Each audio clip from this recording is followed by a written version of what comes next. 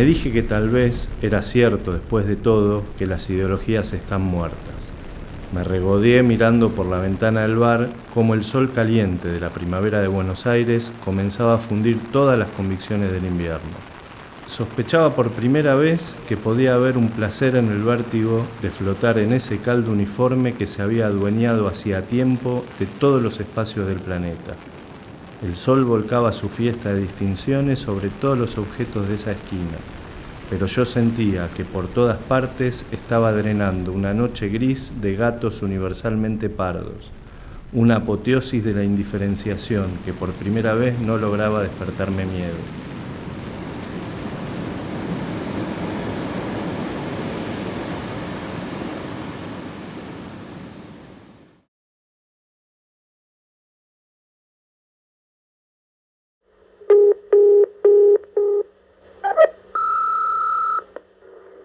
Aquí le hablamos del comité de Suecia.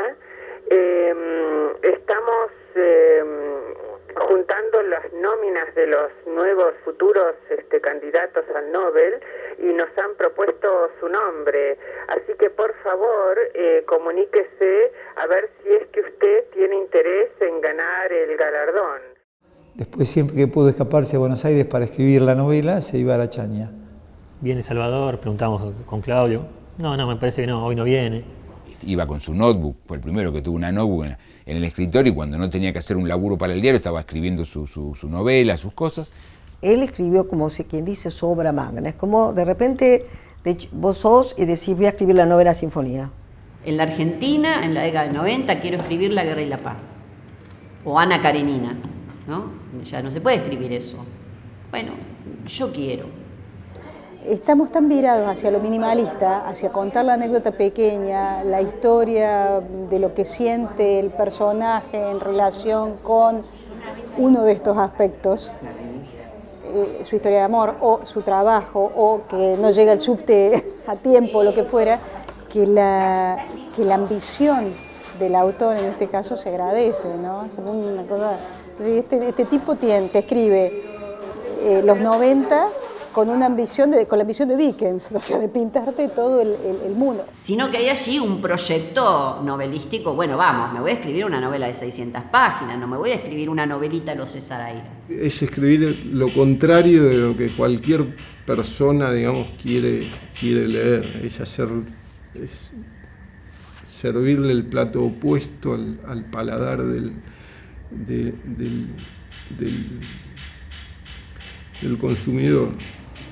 Mi primera lectura fue un poco de asombro, otro poco de aburrimiento, porque es una novela que es muy larga, entonces en algunos momentos uno se aburre, pero a mí el aburrimiento de la literatura no me parece mal. Y después cuando lo empecé a leer me costó. Reconocí a Salvador, ¿sabes en qué lo reconocía? En lo abrumador que es de contenido el libro. No sé si vos te pasa que vos lees un párrafo y no le sobra, no hay nada que sobre, no hay nada que busque hacer liviano, es todo pa, así como que no te deja respirar. Y mi sensación cuando él hablaba y cuando él escribía era esa. También lo vi como una radiografía literaria de la mente de una persona, de un esquizofrénico. Con esta idea vamos a llegar hasta el final, hasta jugarnos la vida, digamos. Y en Benedra estoy diciendo jugarnos la vida y estoy diciendo mucho, ¿no? Me impresionó que era como una especie de continuidad con Roberto Arlt, más refinadamente escrita, con toda la zona esa. ¿Ustedes la leyeron? Sí. ¿Viste la zona ensayística? Es muy densa la del alemán. Y hace una serie de operaciones literarias que son muy difíciles de hacer. El descendiente de Roberto Arlt es Salvador Benedra, no hay. Otros han querido serlo, muchos han querido serlo. Ricardo Piglia, por ejemplo, que yo creo que no ha logrado llegar a eso, ¿no? Piglia usa mucho esa táctica. Los Soria, de la Iseca, es la mejor novela de la literatura argentina. Y te dan ganas de decir, no, es Benedra, es el traductor. Cada uno con su librito, ¿no? Hace poco me pasó de sentirme bastante mal cuando releí lo que está siendo redondeado en estos días como el primer capítulo de mi primer intento de escribir una novela en mi vida. Fue algo así como hace un mes y medio que logré empezar a escribirla. Y muchas veces sentí la emoción de que estaba redondeando algo, estaba logrando, después de todo, escribir una novela. Me pasó 2 o 3 veces entrar a una librería y preguntar, ¿el traductor se está vendiendo? El librero empezó a hablar Benesra, el tipo de culto, y me explico, se transformó en una novela de culto, y así como devotos de la novela. Él lo presenta 2 veces al Premio Planeta. Si vos hablabas con él, era la guita. Él sufre una gran depresión, cosa que no le costaba ningún trabajo. En el primero de los casos, en el 94, cuando ni siquiera entra entre los nominados, y él sostenía que no lo habían leído. Primero, muy raro es que encuentres una novela de esa magnitud en un concurso. Encontrás muy buenas novelas, pero algo que vos decís, chao, esto la rompe. Enseguida, cuando ya es larga, llegué más allá de la mitad, digo, esto no va a sacar el premio ni en pedo, ¿viste? Demasiado. La gente cree que cuando se ganan los premios, o uno sale publicado es porque es el mejor. No, quizás, lógicamente, no publican a alguien que escribe mal, salvo que se quiera suicidar la editorial, pero buscan dentro, si hay 10 libros más o menos buenos, eligen para publicar los que son menos cuestionables en cuanto a un rédito económico, aunque sea recuperar la inversión. Cuando aparecía un informe para premio, lo que hacían era dárselo a otro, para tener 2 informes. Y se lo dieron a Daniel García Helder, y presentó un informe brutal también. Y ahí te enfrentás con el sistema editorial, como las cosas que puede aceptar o no y de qué manera, ¿viste? Entonces llegó el traductor y lo que le dijimos era que la novela era extraordinaria, que era una novela que nosotros no podíamos en ese momento encarar, que tampoco pensaba que pudiéramos imponer, y que tenía que buscar una editorial grande porque era una novela para una editorial grande. A lo cual Salvador se resistía. Yo ni sabía que él había ido a otras editoriales ya y demás, y él insistía en que la publicáramos. Me habían traído el original unos amigos de él, yo no lo conocía ni lo había oído mencionar nunca. En algún momento Elvio Gandolfo, que estaba en el jurado de preselección del Premio Planeta, me dijo que todo lo que se había presentado ese año era una porquería, pero que lo único que le había llamado la atención era esa novela, que tal vez recortándola un poco era una novela sensacional, y quedó en un estante de mi biblioteca entre decenas de originales para ser leídos. Entonces sonaba el teléfono y venían y me decían Benesdra, y yo me iba allá arriba y las conversaciones eran larguísimas, siempre sobre este tema de yo la quiero publicar, y yo le decía que era extraordinaria, que la tenía que llevar a algún lado, y él en un momento empezó a decir que él la quería pagar porque a él lo estaban indemnizando en Página 12, lo habían echado y tenía que cobrar una indemnización muy grande, y que él quería usar eso para pagar la novela. Yo me horrorizaba, decía, este hombre se está quedando sin trabajo y se piensa que usar la indemnización para la novela. Y le decía que no, que sí, que podía hacer eso si quería, pero en otra editorial, que nosotros no lo íbamos a hacer. Y él volvía a llamar y volvía a insistir. Tenía una buena voz, y por lo que me queda en la memoria, y era un tipo muy inteligente. De escritor no vivís ni en pedo, digo, te puede tocar.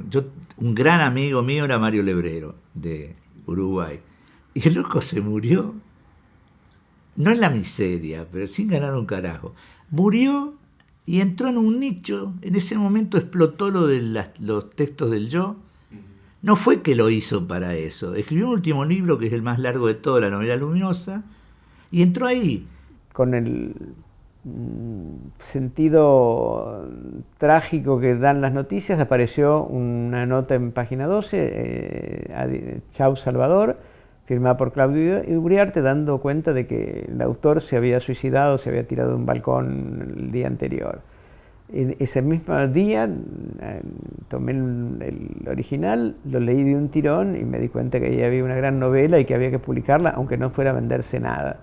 Cuando le hablo de Divinsky me dice, no, Silvio Gandolfo me dijo que era una genialidad, soy re amigo de él. Y yo...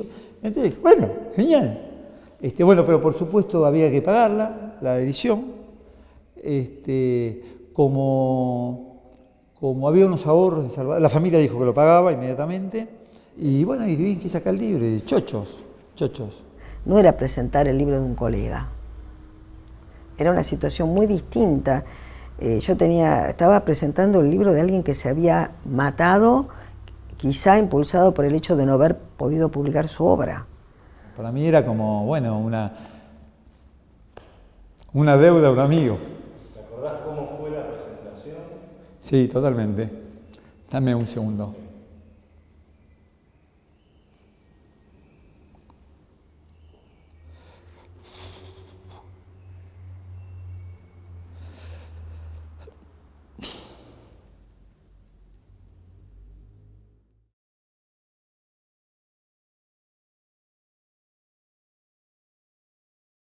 De modo que al compás de esos 4 días de lectura y puterío, quedó definitivamente instalado en mí un mecanismo de relojería que preguntaba y preguntaba si un mundo que podía convertirse en eso que Bruckner pintaba no había sido en realidad siempre así, si lo que afloraba en sus escritos no era más que la verdad absoluta y permanente, que había pasado siglos agazapada en el proceso de la modernización para aparecer finalmente clara y desnuda cuando el desarrollo humano permitió a los amos conformar para siempre los gustos elementales de las masas para hacerse votar ad infinitum por ellas, en el mejor de los conformismos posibles. Si Bruckner, en lugar de ser un canalla hábil y culto, no era un lúcido, un sabio, y yo había pasado 37 años papando moscas. ¿Cómo se cuentan los 90? Fowell también contó los 90, la experiencia sensible contó sus 90, ¿no? Como decidió contar Benesdra, no lo contó nadie. A lo mejor existe el alemán, yo no hice investigación nada, pero por eso, invertarte toda la teoría de un derechista siendo un izquierdista que se da cuenta que la empresa de izquierda donde trabaja se va haciendo ideológicamente a la recontra B, que termina por tener más, hoy sería una novela ideal, ¿viste? El momento donde se acabó un modelo y viene el otro y vos decís, ¡ah! Es medio espeluznante, ¿no? El invento de este libro apócrifo de Bruckner, de este alemán, eso también es una procesadora de ideas, ¿no? La decisión de poner el libro en alemán y después en español, digamos. Ninguna editorial hubiera permitido eso. ¿Vos te creías que Bruckner existía de verdad? No. Si lo buscaste por todas partes. Perdón. Divinsky. Sí, todos pensamos. Claro. Perdón. ¿Quién se dio cuenta de movida que Bruckner no existía? ¿En serio? ¿De movida? Pablo. No, pará. ¿Por qué no lo dijiste? Yo ahora voy a decir eso. No, boludo. No puede ser que calce tan justo un tipo de derecha con el pensamiento del turco. No existe un tipo así. Hoy hubiese sido una boludez, para ver si en internet se acaba la historia, en Google. ¿Viste? Me fui a la Biblioteca Nacional, a la del Congreso, y estaba loco. La novela logra algo que es centralísimo, que es eso que está ocurriendo, parece estar ocurriendo en ese presente. Por eso es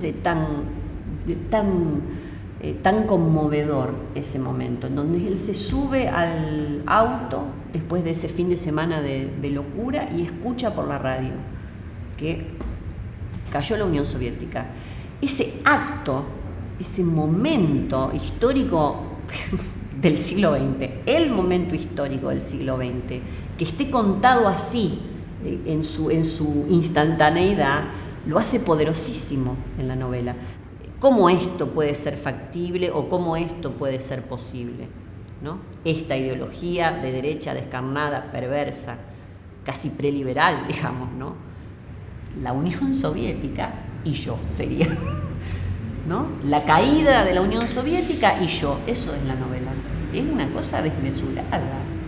En el imaginario de él estaba escribir algo importante y sobre todo trascender en la vida, hacer algo muy de nuestra generación, hacer algo que en la vida sea muy importante y trascienda en función de la historia, de la idea de la progresividad histórica, de la idea de lo popular, de la idea de la justicia.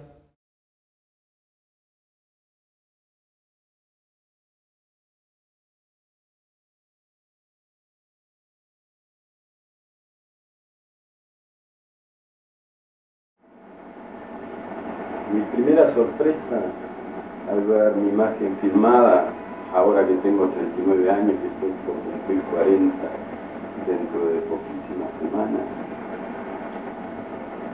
fue que me encontré feo. Me encontré feo en la cámara. Me encontré en Aribón, por ejemplo. Ahí ofrezco un perfil.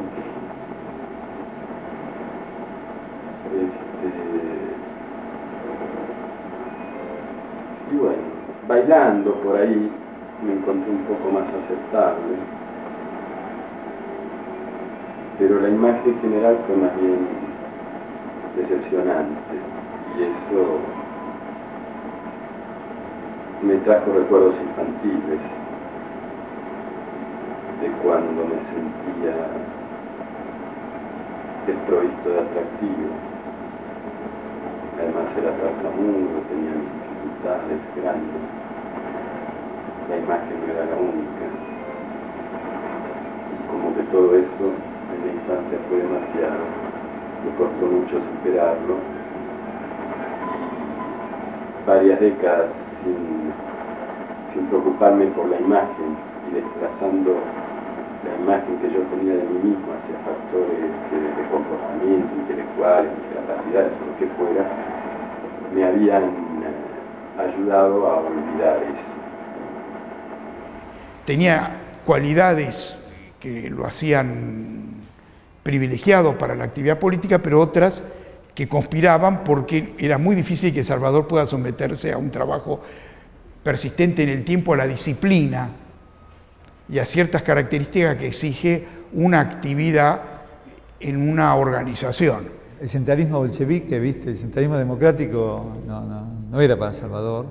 Era un militante díscolo, no le ibas a hacer llevar adelante una línea con la cual él no solamente no estuviera de acuerdo, sino que no lo hubiera discutido hasta la más pequeña de las comas, es así. La relación comienza a través de otro compañero que también después vamos a hacer un trío inseparable, que es Alejandro Mantero.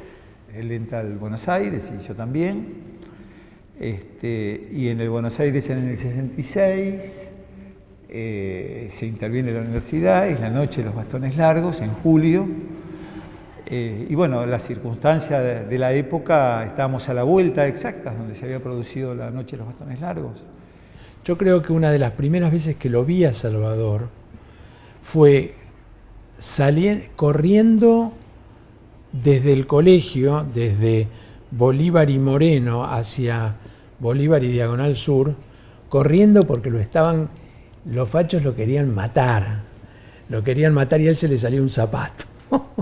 Se le salió un zapato y él había dicho, no sé, abajo la dictadura, o había tirado volantes. Digamos, Salvador era una cosa, digamos, un fuerte destacado, ¿no? El jefe de preceptores, por ejemplo, se llamaba Ladrón de Guevara, de tercer año, a la tarde, él lo había ganado para la causa. Entonces, por ejemplo, cuando íbamos a tirar volantes, decía, chicos, ahora no, ahora sí, íbamos a la quinta de Martín Gache, y entonces ahí practicábamos bombas molotov. Incluso recuerdo hasta el día de hoy que le recomendé un libro que él creo que lo marcó también, que es un libro de Erich Fromm, que se llama Marx y su concepto del hombre. Y creo que eso también para él fue un descubrimiento. él, que tenía cierta desconfianza hacia el marxismo, vio que se podía sintetizar las ideas del marxismo con las ideas también de libertad, de la importancia del sujeto.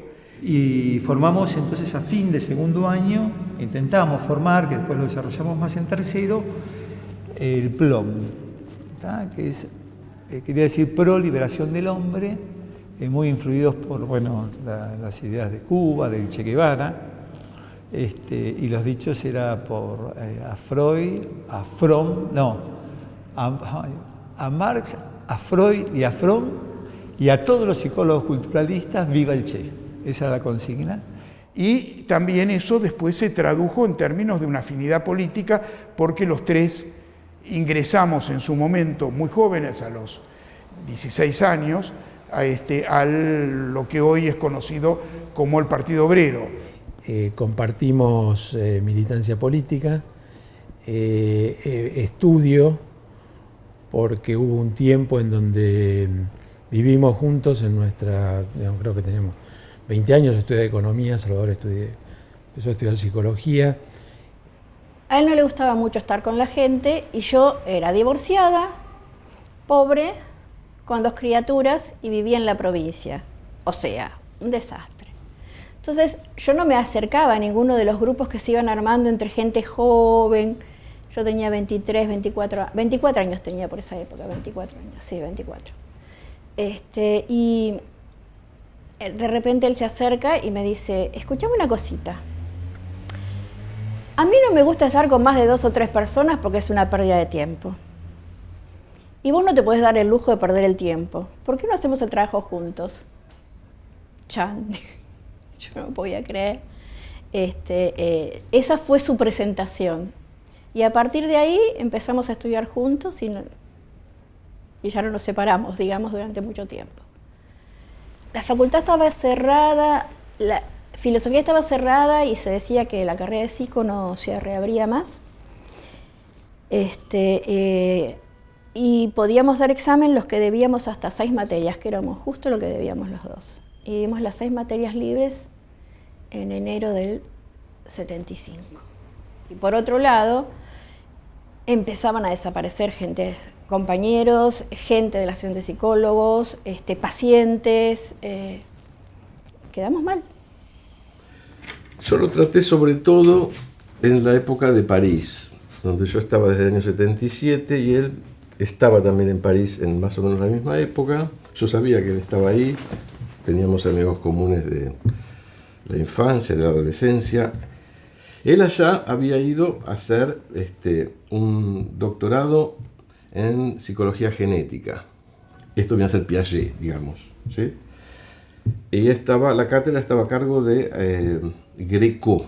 Entonces él se inscribió con Greco para hacer un doctorado. Es ahí donde él tiene su episodio. Hay un hecho, que es que Greco, el padre tenía una famosa zapatería que se llamaba El Greco, en la calle Florida, ¿no? El padre de Salvador. El padre de Salvador, sí. ¿No? Ah, digo, nada, señalo eso, que él tenía una gran relación con Greco. Ya había algunas manifestaciones previas. No nos tomó totalmente de sorpresa, pero Él empezó a mirar en el espejo una lámina de Machu Picchu, en el espejo del baño, mientras decía, el hombre es un hijo de puta, el hombre no se merece el mundo, el hombre no se merece la vida. Y empezó a hacer una situación de mucha violencia interna y sufrimiento, no violencia, no pegaba, no daba un golpe, no daba un grito, era como un lamento todo eso. Y entonces yo llamé a la asistencia pública, no teníamos seguro social, no teníamos nada, y vinieron, lo atendieron, y él empezó a doblarse así como los pacientes de Charcot, ¿no? Juntaba los pies con la frente. Y mientras tanto me miró y me decía, Dulce, no te asustes, es nada más que un brote, ya va a pasar. Entraba y salía, entraba y salía. Me pusieron chaleco de fuerza, lo bajaron por las escaleras, vivíamos en un 5º piso por la escalera, y lo metieron en la ambulancia, que nosotros no sabíamos, pero ahí la ambulancia depende de la policía. Entonces era una ambulancia policial, y ahí se terminó de desarmar. Ahí empezó, bueno, finalmente nos chuparon, nos pasa lo mismo que a los otros, digas lo que digas, te hagan lo que te hagan, me hagan lo que te hagan, no vamos a abrir la boca, los compañeros están antes. Y allá llegamos, él estaba descalzo y con calzoncillos solamente, y con una cámara fotográfica imaginaria retrataba la situación en el Santán, que era el psiquiátrico donde habíamos ido a parar, y diciendo: Cooper se quedó corto, todo esto hay que denunciarlo, no se le puede hacer esto a la gente, el hombre es un hijo de puta. Y así. Los psiquiatras lo que querían era sacarse encima al turco, porque estaba haciendo un atrapado sin salida. Había soliviantado a los locos en contra del poder psiquiátrico, a favor de las ideas de Franco Basaglia, que hablaba de la desmanicomialización, que hoy es uno de los planteos, y apoyo la desmanicomialización y la nueva ley de salud mental y todo eso que hay ahora. Con lo cual, vamos, y dice: sí, se lo entregamos. Y salimos con él. Y no le dieron ninguna medicación para compensar, ningún antiparkinsoniano. Entonces a las 24 horas empieza a hacer síntomas extrapiramidales, que se arquea, que movimientos involuntarios. En un determinado momento me dice: no te lo bancas más, si yo no puedo ser tan egoísta y retenerte al lado mío, por más que te necesite, por más que no esté bien.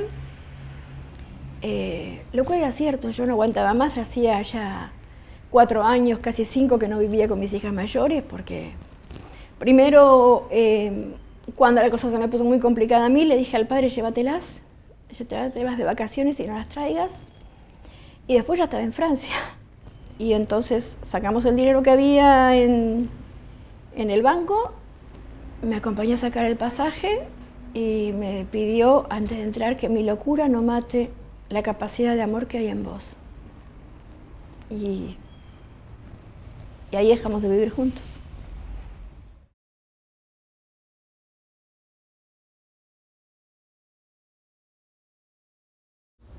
Algunas fotos de la familia, el papá, la mamá. Su mamá venía de una familia muy religiosa, de Esmirna. Sevi también es de Esmirna, creo que ahí hay otro elemento en común. Pero su papá no creía.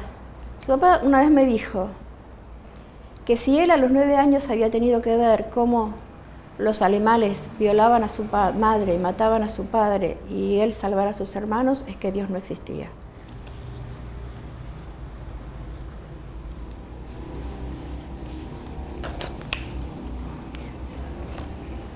Son distintos momentos de Salvador.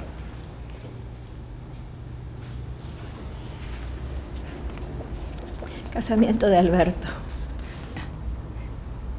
¿Estás vos en la sí, foto? Sí. Salvador, yo, Yamila, Pablo, María del Mar.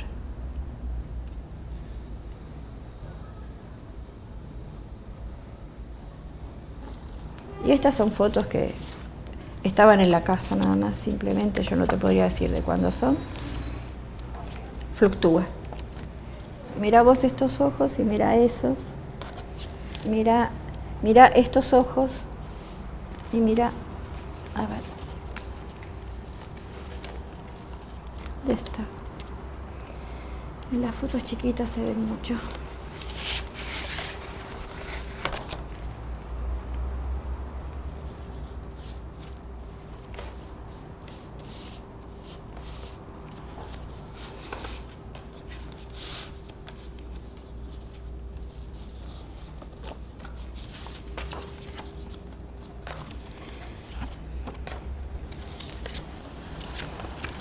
¿Ves? Esta es una foto previa al brote, al primer brote.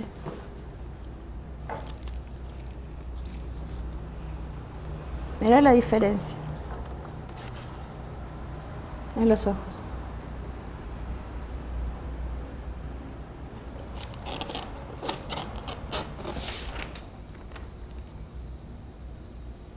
Sí, esto es del traductor. Capítulos cortos van desarrollándose en hechos los temas sobre extensa exposición de fantasías.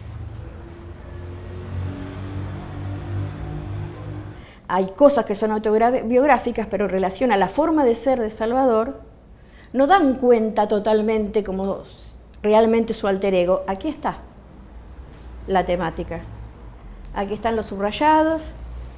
Incluso el apellido Sevi viene de acá, porque se refiere a un rabino mesiánico que se llamaba Shabbatai Sevi, pero que se casó con una prostituta y que ya había antecedentes en la Torá, en el Tanaj, mejor dicho, de relaciones de ese tipo. Y donde lo más importante que él planteaba era levantar la prohibición de lo prohibido. Y creo que es un poco eso la temática que, entre otras cosas, tiene el traductor.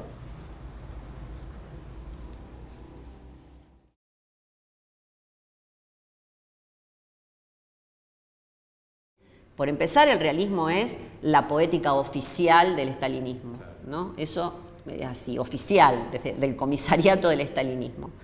Pero por eso se ha entendido como lo entendía Engels, ¿no? Personajes típicos en situaciones típicas, decía Engels sobre el realismo. ¿Qué es el realismo? Personajes típicos en situaciones típicas, ninguna singularidad. Un obrero siendo un obrero en una situación típica que es la explotación del capitalismo. Punto. Así deben hacerse las novelas, ¿sí?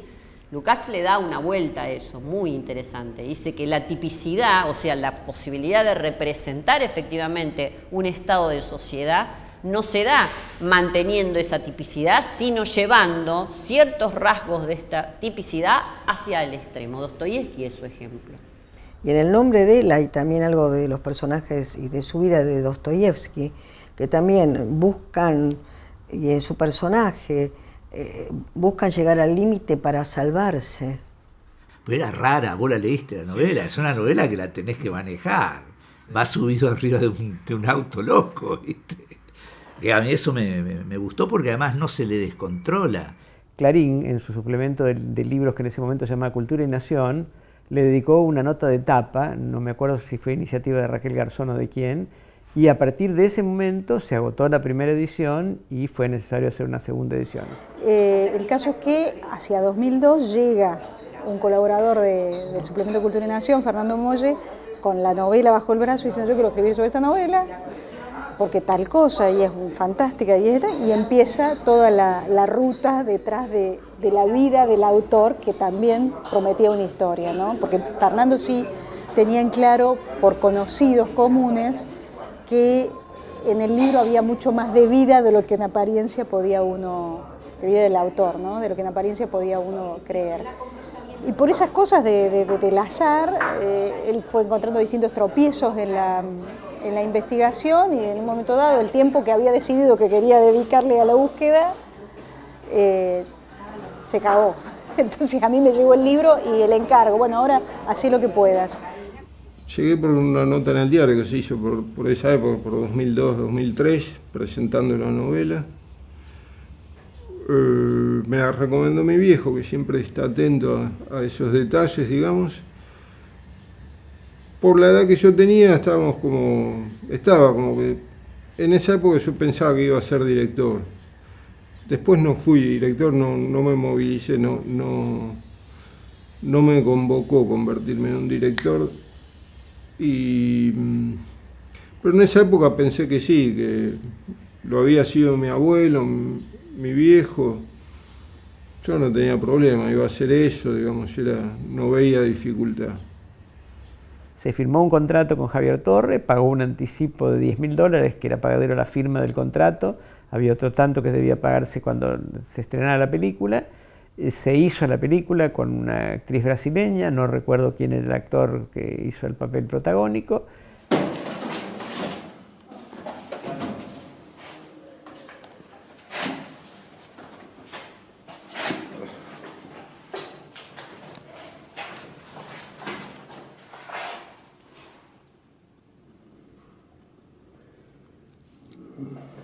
Y esto, bueno, esta casa no está más. Es el tiempo que se fue, ¿viste? Fue 1 de 5, bueno.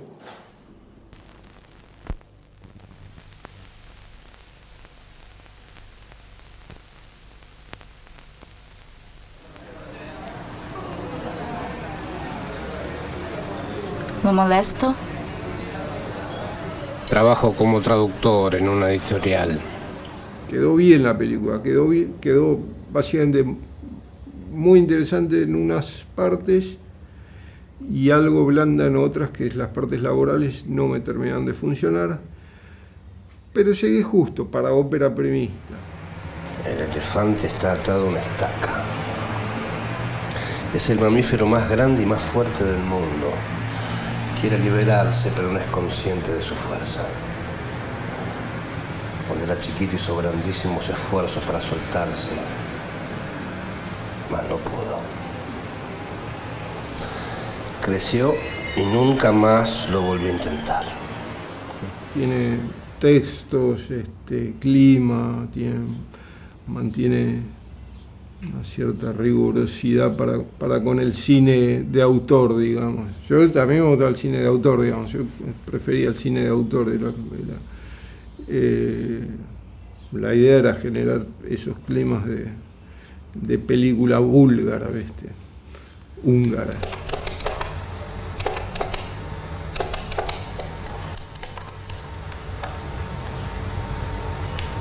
Hola Romina, habla Salvador. Pero cuando se exhibió para las hermanas, una de ellas impugnó el hecho de que el personaje protagónico de la película se llamara Salvador, lo cual denotaba un libro autobiográfico. Y entonces se opusieron terminantemente al estreno de la película, que se estrenó casi clandestinamente, porque si no, no podía cobrar el crédito del instituto. ¿Por qué le pones Salvador al personaje? Porque no me resonaba que lo llamase Roberto. Ella tiene acento brasilero y decir Roberto no le quedaba bien. No le generaba una modulación.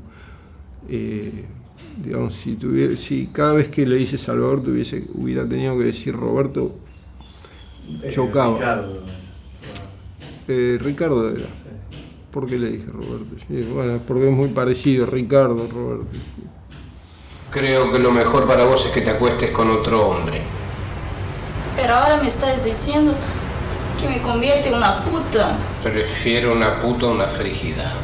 Una ninfómana. Una mina que se la pasa mirando la pared mientras se está cogiendo.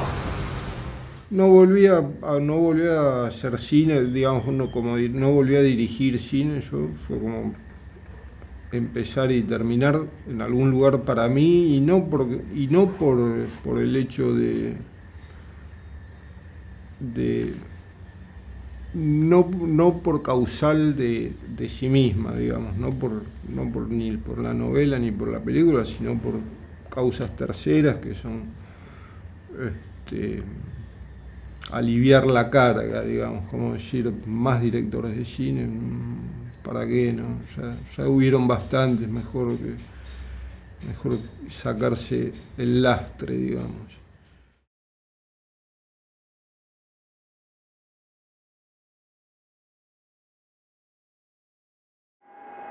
Cuando un día en Alemania, en Múnich, en un subte, estaba pensando en volver a la Argentina, pensaba que la opción que tenía era traducción y periodismo, no iba a volver a la psicología, y de golpe me sentí como reconciliado con mi historia después de haberme desviado muchísimo de deseos fuertes, de ambiciones. Bueno, a principios de los 80 él se puso a militar de nuevo cuando el Partido Obrero deja de llamarse Política Obrera, pasa a llamarse Partido Obrero y se plantea ser un partido obrero de masas, o sea, abrirse internamente. ¿tá? Y él se equivoca porque, para mí, que es una visión, porque tiene traslada mecánicamente la experiencia de Brasil a la Argentina. En Brasil es un proceso genuino, que que nace de los propios sindicatos, nace de los dirigentes sindicales, no es algo que nace desde la propia izquierda.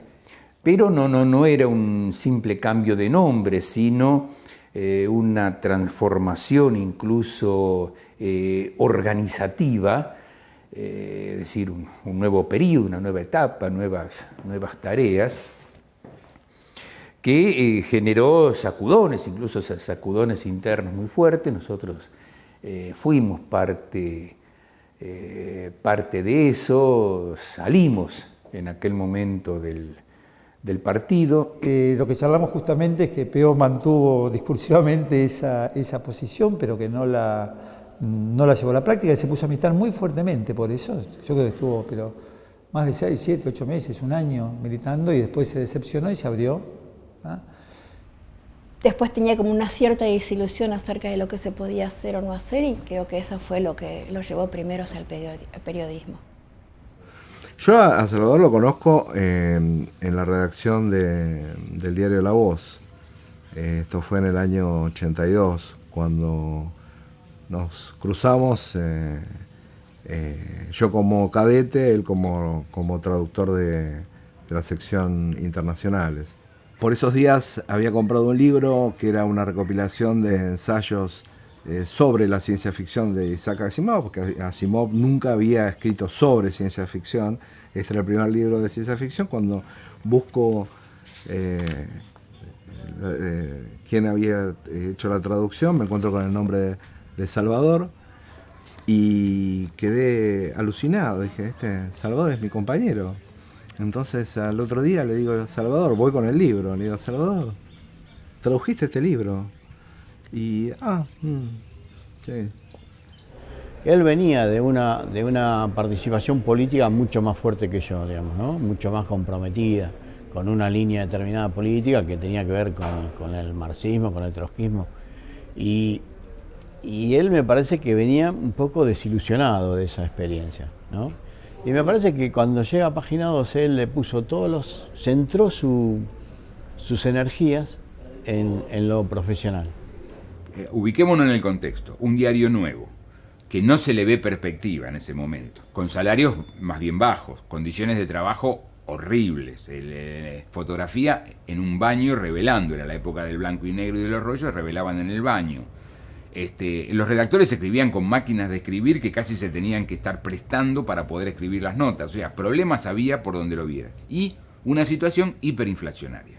Si me decís el primer recuerdo que tengo, así como yo era un nene que entraba a una redacción donde había todos personajes como muy importantes. Imagínate que entré a esa redacción, de repente pasaba al lado tuyo Bonazo, que había escrito Recuerdo de la Muerte, o Berbisky, o Hellman, o Mero Alcina Tevenet, o para mí ya Aliberti, que había hecho Sin Anestesia, o Marcelo Lotoviazda, que era el columnista. Eran tipos que vos decís, wow, mirá dónde estoy.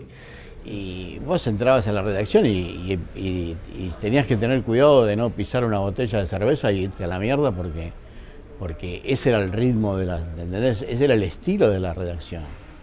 Y Salvador no era un tipo que tuviera un nombre muy importante, pero con el correr del tiempo uno aprendía a respetarlo porque era un tipo que sabía. El tipo era un diccionario abierto que había leído, no sé, a Lenin en ruso y a Hegel en alemán. O sea, era un personaje muy raro, hablaba 7 idiomas. El octavo era el japonés, que lo estaba estudiando ya más cuando él se pone a escribir el traductor. Y compartí con él alrededor de un año, calculo yo, en internacionales, después de unos tantos cambios que había internos en redacción, y ahí tuve la posibilidad de estar escritorio mediante frente a él. En ese momento estábamos Rubén Levenberg, Claudio Uriarte, Salvador y yo. A mí me encantaba leer las notas de Salvador porque eran notas muy eruditas, muy bien escritas, que hacían en un diario donde había muchas notas muy buenas y donde había mucha pasión. Yo siempre sentía que la nota de él hacía la diferencia. De hecho, yo lamentaba que no escribiera más a menudo. El desprecio por su jefe. Él decía, yo no puedo tener jefes que saben mucho menos que yo, que no saben. Le decía, él se sentía descolocado en ese lugar. Hoy, con el paso de los años, yo diría, bueno, no sé si él hubiera podido gestionar una sección, pero él tenía muy claro, y tanto Uriarte como yo lo respaldábamos en eso, que él estaba reducido a su misma expresión en ese lugar, ¿no? La verdad es que yo, el registro que tengo de Salvador es de una figura romántica y casi literaria, porque era, para mí, la admiración que yo sentía por él era la admiración que uno puede sentir por un artista. Una imagen de mi vida, yo hablando en una asamblea. ¿Cómo tengo eso? ¿Cómo lo puedo conseguir? No hay testimonio, no creo, he hablado en muchas asambleas, pero no creo que pueda conservar alguna vez eso, que pueda tener algún testimonio. ¿Cómo sería? Por ejemplo, estoy de acuerdo.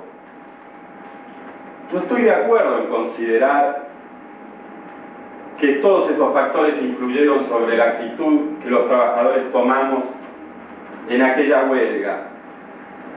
Pero no tiene sentido tratar todo el tiempo de juzgar si estuvimos bien o si estuvimos mal, sino de qué tenemos ahora y hacia dónde podemos ir, qué es lo que podemos hacer con lo que tenemos y cómo podemos seguir defendiendo nuestros intereses. No estamos acá para hacer autoanálisis, ni para hacer una especie de juicio moral sobre lo bien o lo mal que hemos actuado, sino que estamos para conseguir cosas. Para eso tenemos estas asambleas.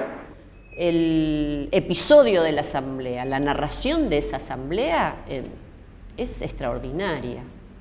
O sea, cualquiera que ha ido a una asamblea, yo nunca vi una asamblea narrada de ese modo. Yo he ido a asambleas estudiantiles y uno ve la tensión de fuerza, sabe que va a decir aquel otro, se levanta aquel y uno ya adivina cómo está operando y que su moción, bueno, como lo narra esa novela, para mí es extraordinario, ¿no?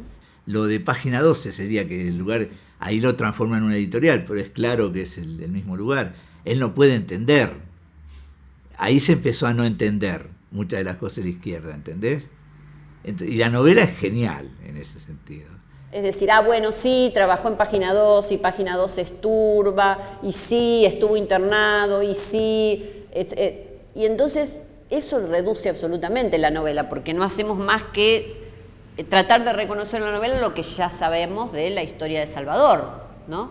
En sus intervenciones podía mezclar cosas que, bueno, que es lo que pasa en el libro, que de golpe entra en un largo divague sobre cosas que piensa o vive. En general él lo que marcaba era el límite de hasta dónde era capaz alguien de llegar para conseguir sus objetivos, ¿no? Porque era muy extremo, muy extremo. Él era como la contrafigura del periodista de página, porque el periodista de página era mucho más, era la izquierda más dócil.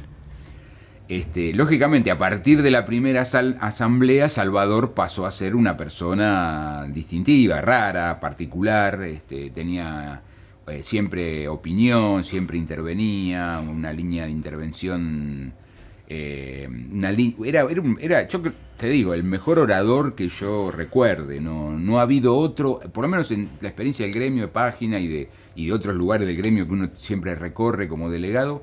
No recuerdo otra persona que pudiera cautivar a la gente que lo escuchara y además hacerla llevar a su razonamiento, a su opinión, digamos. Siempre empezaba abajo, siempre empezaba hablando, bueno, compañeros, ¿verdad? Y después terminaba a los gritos, y rojo, ¿no? Tartamudeando, porque a veces cuando se ponía muy nervioso tartamudeaba, no le salían bien las palabras, a pesar de que era bueno hablando.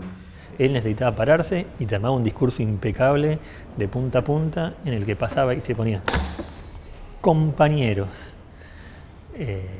estamos acá porque la empresa que siempre y en medio de su alocución siempre caía en lo personal. Ha dicho cosas en las asambleas que no se las escuché decir a nadie ni animarse a decir a nadie. Cualquier barbaridad, lo peor que vos te imagines. No solamente hablar de su poco compromiso con la asamblea, sino su mucho compromiso con algunos altos directivos del diario. por ejemplo, ¿no? Y lo decía muy claramente, no lo insinuaba, digamos, ¿no? Los discursos de él en las asambleas siempre tenían dos partes, una que te provocaba cierta euforia y otra que te daba vergüenza ajena. Pero me acuerdo patente, una en medio de una discusión, era salarial, pero él lo llevó a un terreno salarial y particular, y parado delante de la columna entre Susana Biau y donde estaba Internacionales, apoyado y con vista general de la redacción como le gustaba tener a él, y parado, y porque resulta que uno se viene a enterar que para tener un aumento en este diario no importan las competencias de profesionales, ni el tiempo que uno esté en esta redacción, ni lo que puede aportar, sino lo que importa, compañeros, para tener un aumento en el diario es chuparle la pija al director. Imagínate la redacción. Integramos la misma comisión interna de delegados ya a partir del año 90, creo, 91. Se me borran un poco las fechas. ¿Llegó a ser delegado? Sí. Eso no lo recordaba. Yo cuando Salvador se presenta, me sorprendo primero que se presente, porque además rompía su discurso de que él nunca iba a ser delegado. Yo, la verdad, pensé que no le iba a votar la gente, o que iba a tener pocos votos. ¿Por qué? Porque esa línea de choque era una línea que no... Y además la situación de una persona... Vos imaginate un delegado que se te brote. Era tan ingenua que creía que podía convencer a los patrones llevándole un libro de Adam Smith, por ejemplo, ¿no? Y cuando yo le decía, Salva, vos sabés muy bien que las relaciones entre empresa y trabajadores tienen que ver con la relación de fuerza, tiene que ver con la lucha de clase, no tiene que ver con que vos lo convenzas a un patrón de que sea más bueno porque lo dice Adam Smith. No, porque... Y él no creía eso. Él creía que a partir de la palabra podía convencer a un patrón que te estaba explotando de que cambiara de posición y que sea un capitalista bueno. Pero también había muchos jóvenes que creían que estaban en el mejor lugar que podrían estar en toda su vida, que nunca más iban a conseguir un lugar como ese. Y la verdad que una vez que vos habías sentido que habías llegado a un lugar en el que te podías morir si quisieras laboralmente hablando, para lo que era la dinámica del trabajo de ese momento, era muy fuerte. Había compañeros que decían, ¿cómo le vamos a pedir un aumento a este diarito que es nuestro diario? Y era la época de Alfonsín que había inflación. Entonces yo decía, ¿qué no le vamos a pedir a este diarito y a cualquier diarito hay que pedirle aumento? Si la inflación es del 40%, ¿cómo decir? Sigan pagándonos lo mismo. Había compañeros que tenían la definición de que era una patronal de nuevo tipo, viste, esas cosas raras que no son, porque nosotros somos laburantes, entonces tenemos nuestros derechos, nuestras obligaciones y la empresa también las tiene que tener. Yo lo recuerdo como algo que tuvo mucho de épica también, porque creo que hicimos todo lo que podíamos hacer. Hicimos 2 festivales en la Puerta del Diario. Por iniciativa de Salvador y de algún otro compañero hasta intentamos dejar sin luz al lugar donde estaban haciendo el diario porque no pudieron entrar el día que hicimos el piquete en la Puerta del Diario. Fuimos a ver a Berbisky para que se hiriera la medida y nos sacó cagando. Dijo, no, de ninguna manera. Si algún día está Tiefenberg solo haciendo el diario, yo voy a estar con él. El último que voy a dar una medida de fuerza voy a ser yo, dijo, y lo mantuvo y fue así. Otros no, o sea, Osvaldo Bayer no firmó, o sea, durante todo el conflicto, hubo otros que... Igual logramos, no sé si se acuerdan, si se recuerda que al otro día, digamos, el diario del día después del piquete salió con un pirulo diciendo algo así, en otras palabras, bueno, este diario es una mierda porque hubo un paro muy grande. Y Salvador estaba desatado por un lado, pero a la vez como cumpliendo el sueño, ¿viste? Voy diciendo, bueno, esta gente es esto, ¿no? Dijo, bueno, no los puedo convencer, bánquense el quilombo. Ahí ya él era, creo que ahí él revivió sus épocas más juveniles de trotskismo, digamos, ¿no? Él tuvo una última etapa muy individualista. Voy a ser crítico. No soy de idealizar.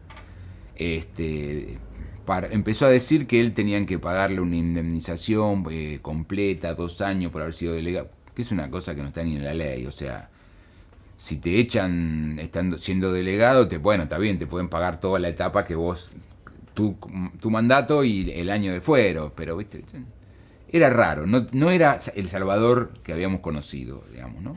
En algún momento, cuando era delegado, él quería quedarse, quería recuperar el lugar que él creía que tenía que tener. Y me parece que cuando lo vi en el conflicto lo vi de otra manera, con otra actitud distinta, como diciendo, bueno, está bien, es lo que tiene que pasar y a lo mejor es mejor para mí. Porque llegó un punto que después de 2 meses y medio de conflicto, hicimos primero paro por tiempo indeterminado, después medidas aisladas, después desarrollo de propaganda afuera, 2 festivales solidarios, varias, volanteamos todo, ¿te acordás? La Feria del Libro, facultades, el San Martín, íbamos a lugares, juntábamos para el fondo de huelga, repartíamos los boletines, y bueno, llegó un momento, después tuvimos la conciliación después del piquete, hicimos el piquete, después del piquete la conciliación obligatoria, y no daba para más. Llamaban uno por uno y le decían, bueno, mirá, vos pensá, o aceptás esto, o vas a tener que ir a juicio, capaz que cobras dentro de 4 años, vos tenés familia, tienen que vivir de algo. Y eso te lo estaba diciendo un tipo que había sido un luchador, ¿viste? Y por no decir un revolucionario. Y fue un conflicto muy importante, fue un conflicto que para mí marcó un antes. Bueno, yo me fui 3 años después de Página. Y se fue Loto, y se fue Lechman, y se fue Cerruti, y se fue muchos que habíamos crecido ahí.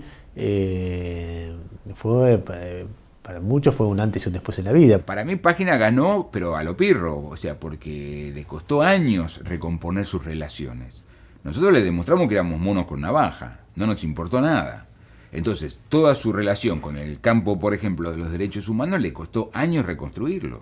Porque ellos habían hecho lo contrario que venían diciendo desde el número 1 del diario, desde el primer diario. Y Salvador en ese caso era un despido muy cruel, porque vos sabías que Salvador estaba siempre al borde, que no era un tipo que tenga, qué sé yo, no era un tipo con mucho equilibrio.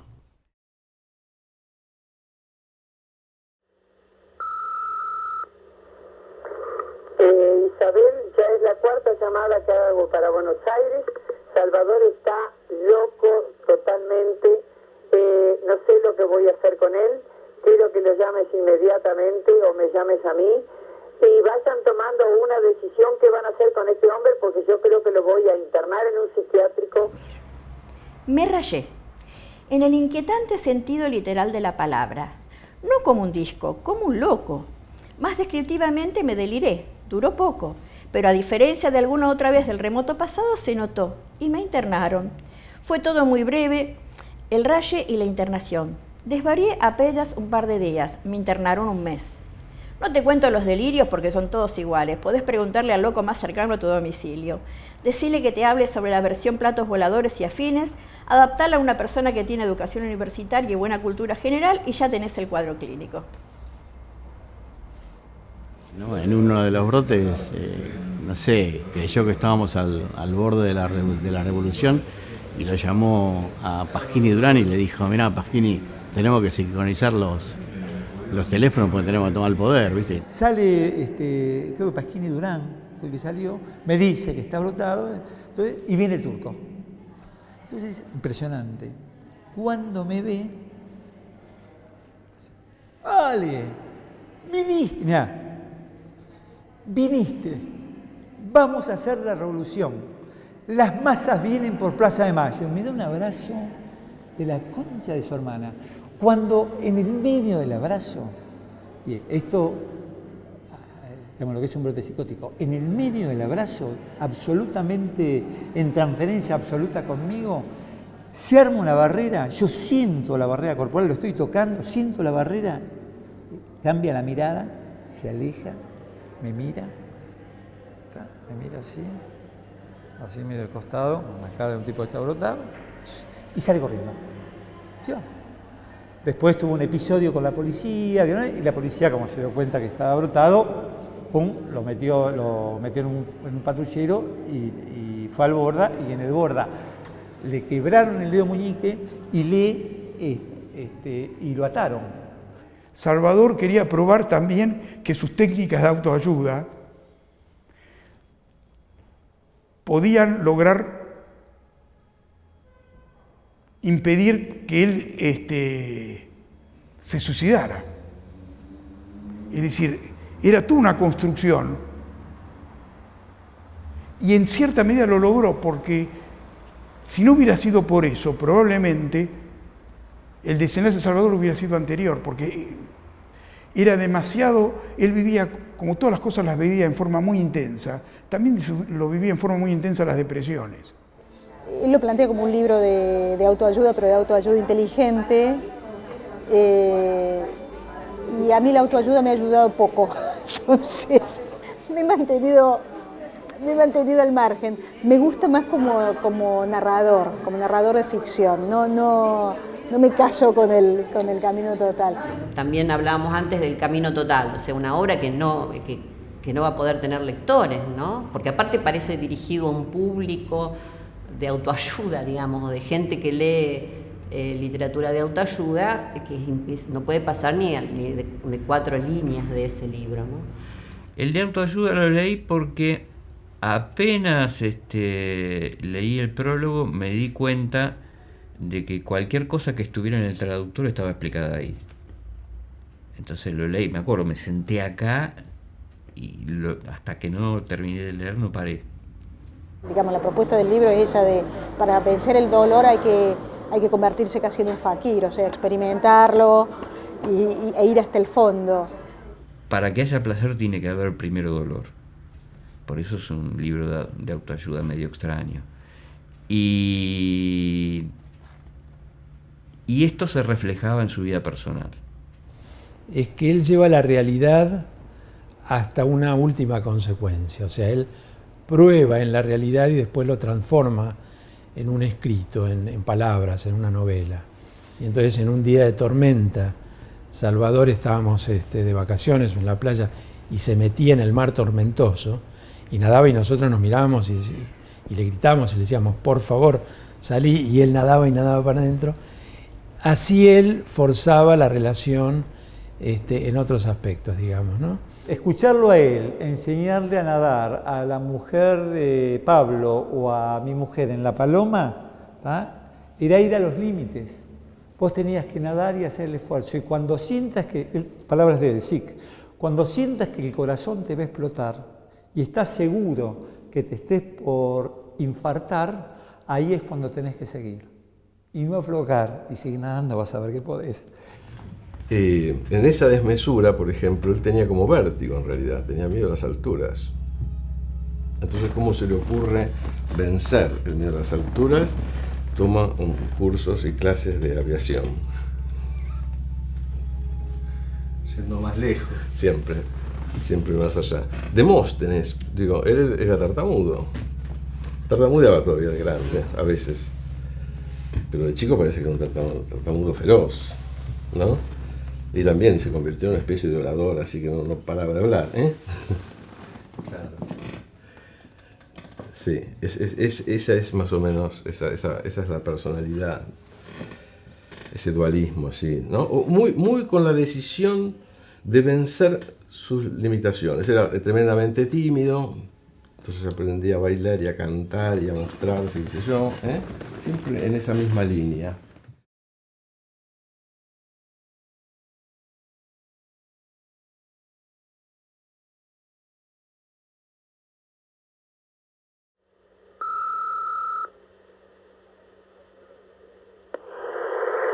Hola Salvador, habla Susana. Simplemente te llamaba para decir que bueno, que me da mucha pena que después de haber tenido una linda separación, hablando bien y respetándonos un poco,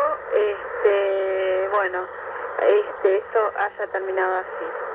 Y bueno, que es una pena que por boludeces y caprichos tuyos, por saber nombres que en definitiva ni te interesan, y no hacen a nada, porque ni siquiera te querés casar, ni querés tener un hijo conmigo, no querés saber nada, no sé por qué capricho querés saber un nombre, sea por lo que sea, simplemente te digo, bueno, que te quiero mucho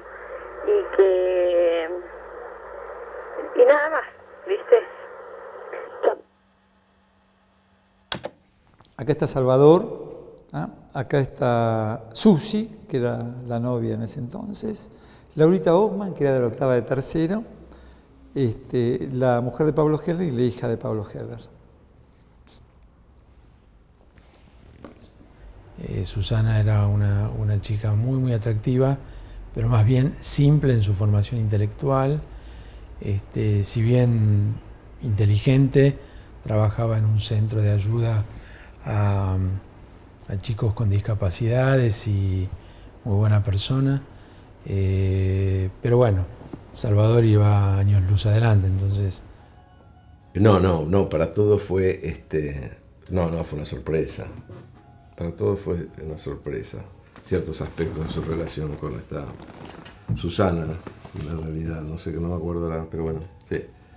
Era, sí, fue sorprendente. Si lo hubiéramos sabido, no sé, no creo que hubiéramos aprobado algunas cosas, efectivamente. Pero bueno, sí conocía la relación que tenía, porque él hacía, era como una especie de padre severo y autoritario, que educaba a la persona. Esa era la relación que tenía. Tenés que trasladar, la llevaba. Tenía una relación así. Me acuerdo de la relación con Mitsuko, la japonesa, que fue una relación breve, evidentemente, pero también era una relación de mucha sumisión de parte de ella. Me parece que era la única manera de tener una relación para una mujer con él. O sea, él iba mezclando realidad con ficción todo el tiempo. Y de ahí yo me enteré de muchas cosas. Algunas eran horribles. Tenía algunas cuestiones que son bastante similares a las que se relatan en la novela. No lo quise leer porque el libro tiene dos partes. Una es el trato con la chica esta, cosa que yo le cuestioné muy suavemente. Yo no soy de armar grandes quilombos, pero a mí no me gustaba ese trato. Si tuviera solo la parte esa del alemán y demás, sería un poco ploma, pero esa mina con la que se engancha provoca las mejores escenas de la novela. Esos personajes tan antitéticos que son Ricardo Sevilla, ¿no? y esta chica Romina, una salteña, es tan elemental, es como si por un lado dijera, sí, pueden unirse el ciudadano en estado de inocencia pura y la intelectualidad, pero en lo que cuenta, de cierta forma muestra que es muy difícil, ¿no? Es muy difícil, que en general el pez grande se come al pez chico, como la sociedad, porque él se la termina comiendo en el sentido también metafórico, porque ella para mí es un personaje muy chiquito al lado de él. ¿Viste cuando lees algo y decís, qué bueno que se le ocurrió esto? Cuando ven juntos el crimen famoso religioso de Estados Unidos, y que la mina lo entiende perfectamente, porque es religiosa, ahí al tipo no le entra en la cabeza, está lleno de escenas así. O cuando, con esa obsesión que tiene el tipo por hacerla acabar, cuando la tortura prácticamente y pasa de primera a tercera, es tremendo.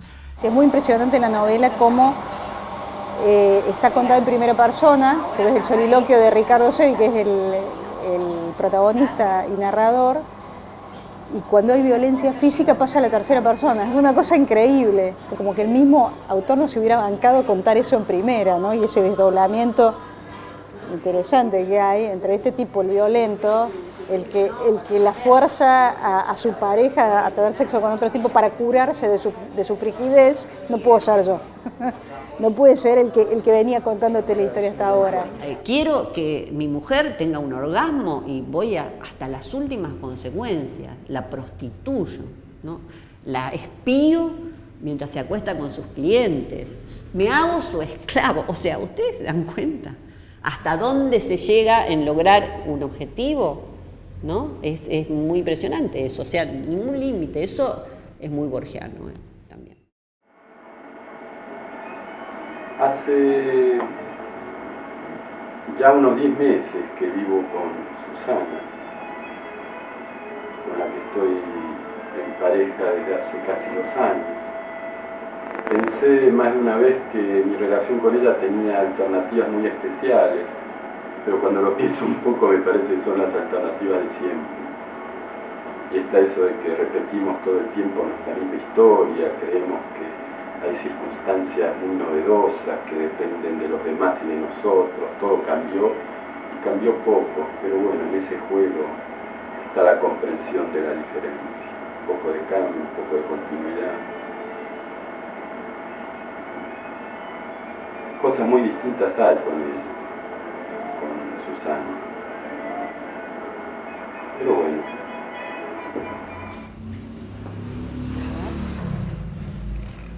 Susana, yo no tuve que aprender a quererte porque te amé ni bien te conocí. Ese amor fue para mí la cosa más nueva, insospechada y fuerte que me tocó sentir en la vida. Más que un aprendizaje, fue una revelación, y de esa revelación nació esta novela. No sé si soy escritor, como quise serlo alguna vez de chico, pero ahora sé que si me hacen vibrar el alma con un sacudón más fuerte que la muerte, puedo convertirme en escritor. Ahora tengo que aprender a seguir siéndolo sin el fuego de ese amor, y siento que me tiembla el pulso. Me consuelo pensando que si esta novela pudo gustarle a quienes la leyeron, aunque es infinitamente menos bella que el amor que la engendró, tal vez embelleciendo alguna otra experiencia de mi vida o de mi mente, pueda seguir escribiendo cosas de algún valor. Gracias por todo, amor, que seas muy feliz porque te lo mereces y porque lo deseo para vos. Salvador Benestra, 13/1/95.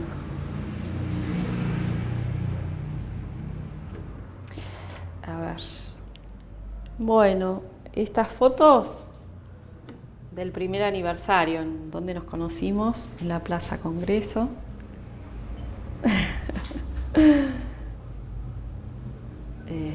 Sí, aquí, que algo se menciona en la novela.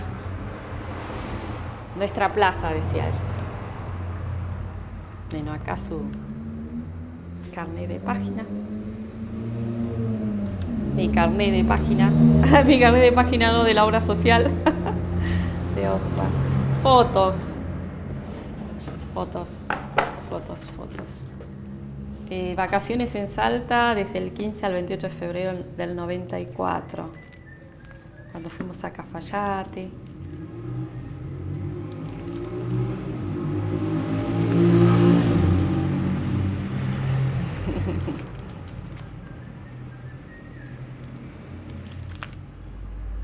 No, esta ya, bueno, está mezclada. Esto es en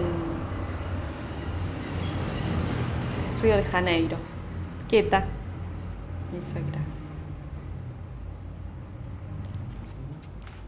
Sí. Y acá nuestra... Ah, aquí está la casita. Van a ir a Arachania, La Paloma, el 93. Ahí está la casita. Mire. Es hermosa la casita, bien chiquita, bien acogedora. El mar.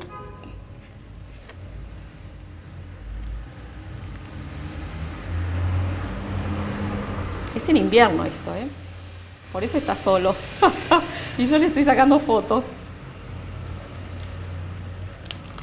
Estábamos solos. ¿Ves? Ahí está frente al mar. Estamos en el comedor, es bellísimo, bellísimo.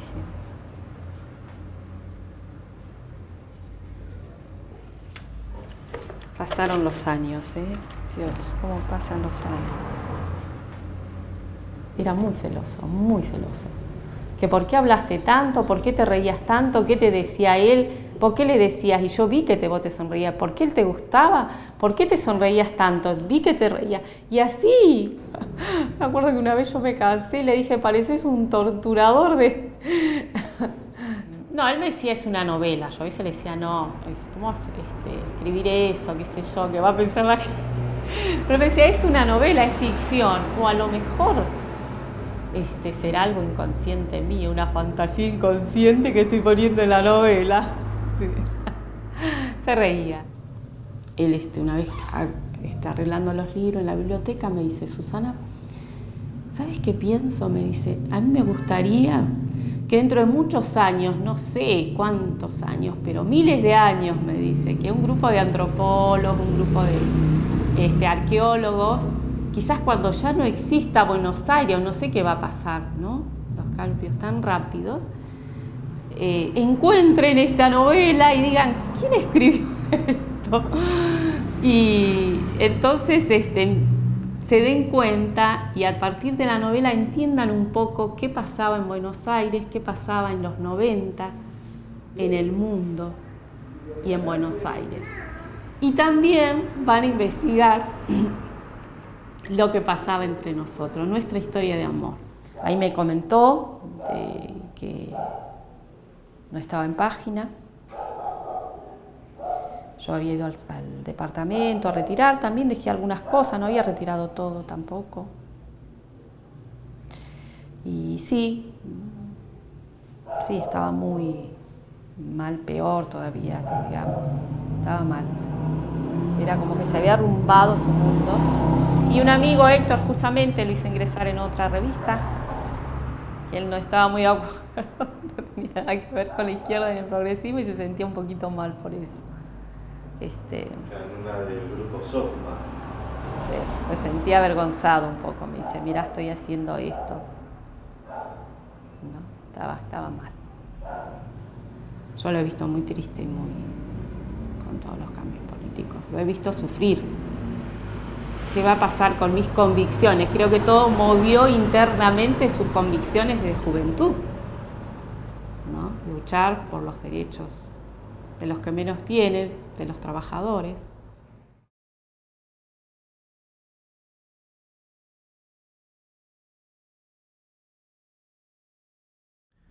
Yo no esperaba ninguna revolución, en parte por la sencilla razón de que hacía ya muchos años que había perdido toda simpatía hacia la acción violenta, aún la ejercida por las masas, la única que aceptaban los trotskistas, rabiosamente antiterroristas, junto a quienes había hecho mi única militancia política partidaria. ¿Cómo hubiera sido su segunda novela? Qué pena no haberlo leído antes, qué pena que no lo hubiera visto publicado. Creo que uno no puede sacudirse esa sensación, ¿no? Y cuando falleció, estaba por hacer una segunda novela que hubiera sido un taponazo, porque iba a agarrar el tema de la violencia medio punk, viste, los jóvenes y demás. Se había ido a Uruguay a escribir eso. Yo leí el boceto que él tenía de su segunda novela, que se llama Puntería. Me extrañó en un momento dado que él ponía como notas de estilo, algo así como, bueno, la narración va a ser con el estilo del videoclip, rápido y cortante, y no va a haber frases poéticas como las del traductor. Porque es cierto, hay páginas de gran lirismo en la novela, pero yo jamás sentí que eso se empastara, ¿no? Es como que fluye. Y me parece que ahí hay mucho del periodista.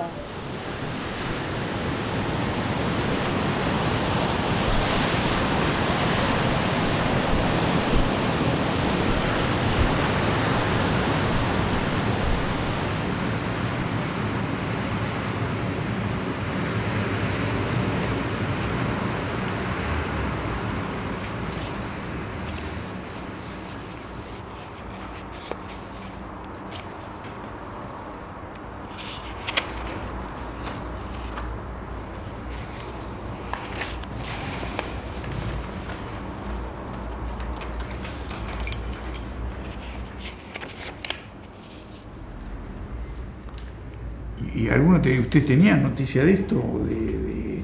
Sabía que estaba, pero nunca lo había leído. Ah, y esto sí lo tenía Julie. Evidentemente.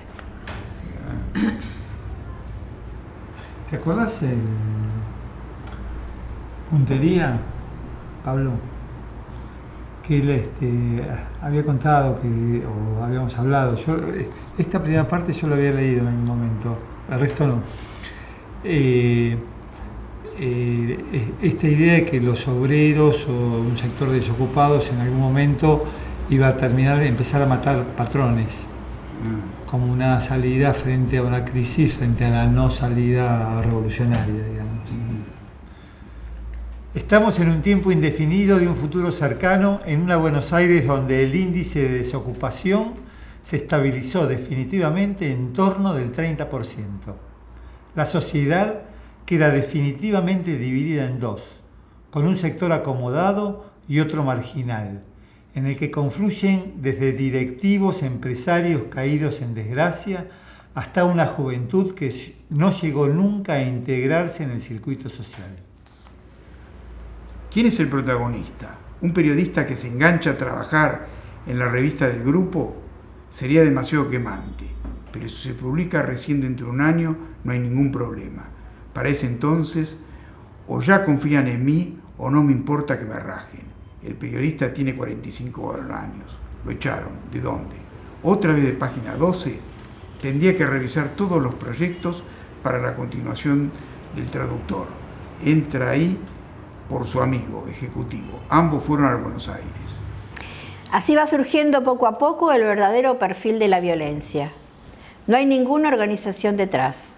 Es un terrorismo individual e individualista.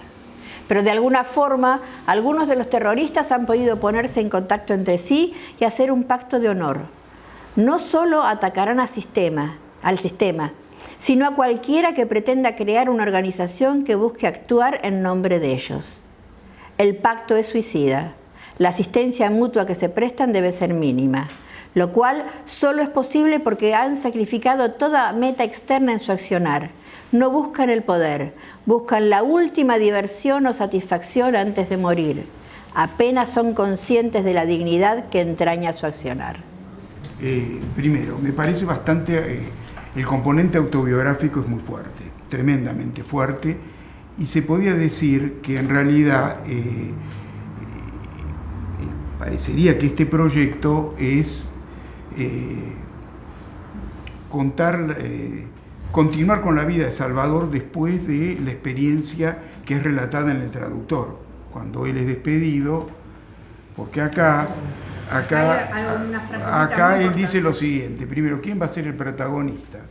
Va a ser un periodista también, o sea, que es el mismo que se propone trabajar para este grupo económico, que es lo que él estaba en ese momento haciendo a través del trabajo que le consiguió Héctor en las revistas especializada económica del grupo, creo que debe ser el grupo justamente de Franco Macri. Señala que Franco Macri y otros sectores podrían ser la cabeza de un proyecto nacional o nacionalista, lo cual también tiene algo de premonitorio, porque vos te imaginás, finalmente llama la atención que finalmente hoy el hijo de Franco Macri es el que dirige, es el ingeniero, el que dirige al país, y evidentemente también es un veredicto de la historia sobre cuál es la capacidad de esa clase dirigente respecto a poder encabezar un proyecto de soberanía e independencia nacional. Más allá de todo eso, que teóricamente estoy de acuerdo, a mí me impacta cómo aparece acá la contracara del Turco. Porque en realidad el Turco siempre fue una persona, sí, apasionada, todo lo que vos quieras, pero fue una persona tierna. Y donde vos no veías en su accionar violencias. Y acá queda claro el tema de la violencia y de la violencia que le genera la desocupación, porque fíjate lo que dice: el muerto debería ser un empresario nacional, Franco Macri, que no tiene mala leche, pero que se deja manejar por economistas liberales. El economista lo pasa bomba, pero al patrón y a toda su familia los revienta el desocupado. Él era un desocupado y no puedo dejar de pensar la bronca interna que tenía con todo eso, la violencia que eso había desatado, porque habla de matar, de reventar a toda esa familia. Él es un desocupado en ese momento. Él es un desocupado también. Él después consigue rearmar alguna actividad, pero en el ¿Sabes lo que no se me ocurre? Que el tema de la desocupación, de sentirse desocupado, haya sido algún tema existencial más o menos de peso en ese momento. Terrible, quedó al margen de todo aquello en el cual él ponía potencia.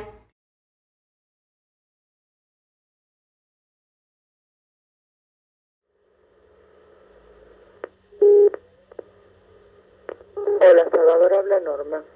Es miércoles 20 de diciembre, no sé qué día vas a volver, no sé incluso si vas a volver en diciembre o por ahí en enero, pero cuando vuelvas pegame en tu vaso, así nos saludamos y lee el diario para ver el remedio ese que vos querías, que ya está en Buenos Aires. Bueno, chao, un beso. Él volvió de Arachaina, me llamó por teléfono. Estaba comenzando el brote, porque empezaba a sentirse perseguido, y por eso hablábamos en francés, porque así la gente de los alrededores no iba a entender nada. Y ya llegado el primero a la tarde, fuimos a internarse. Se iba a internar. Él tuvo una parte de entrevista sola y después estuvimos la entrevista entre los dos. Y ella consideró que no había que internarlo porque sabía muy bien lo que le pasaba. Y él le dijo, pero mire que yo me agredo cuando me pongo muy mal y estoy en ese camino. Yo necesito una habitación acolchada para no lastimarme. Ella le dijo, no sé, de ninguna manera, usted está bien, usted entiende lo que le pasa a las personas que entienden. Empezó así a bajar su discurso lacañoso, que si uno tiene las palabras puede manejar todo. Y entonces no se quedó internado. Hola, Salvador. Querido, estoy pensando, yo estoy en mi casa, estoy pensando que, porque te quiero, si necesitas compañía mañana para ir a la clínica. Como Mirta trabaja, supongo que trabaja, entonces yo te puedo acompañar. Bueno, un beso grande, mami. Chao. Y me dice, bueno, vos te vas a tu casa y mañana me acompañás al traumatólogo, que me duele mucho. Él había venido por el dolor, lo que sí era el dolor de la cadera. Tenía una ciatalgia muy grande. Habría tomado 25.000 pastillas para tratar de estabilizarse y estaría recontraintoxicado también además. Y bueno, me dejó en mi casa con los chicos y me preguntó. Siempre que me acuerdo de esto me duele especialmente porque me dijo, yo me siento atrás con mis dos hijos y él se sienta en el taxi adelante y se da vuelta y me dice, Dulce, no te enojas porque no me quedé, ¿no es cierto? Le digo, no, Dulce, vos sos dueño de tu vida. Fue lo peor que podría haber dicho en mi vida. Y al día siguiente hablamos a la mañana. Dijo que iba a pasar por el consultorio a buscarme para ir al traumatólogo a la tarde, tenía hora. Y como no venía, llamé por teléfono y me atendió un policía. Se había tirado el piso 10. Así fue.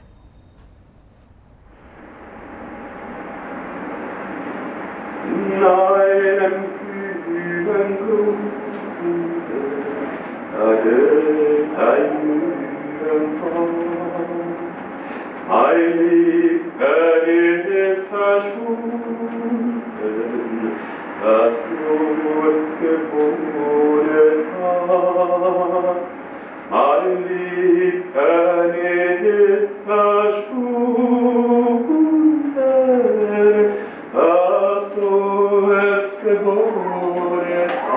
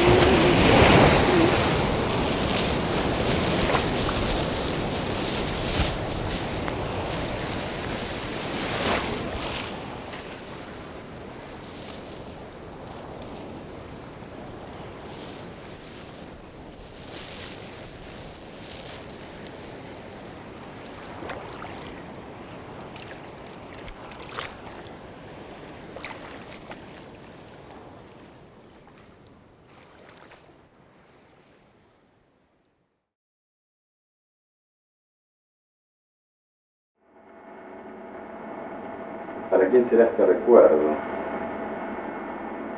Lo pensé para mí mismo. Pienso que los recuerdos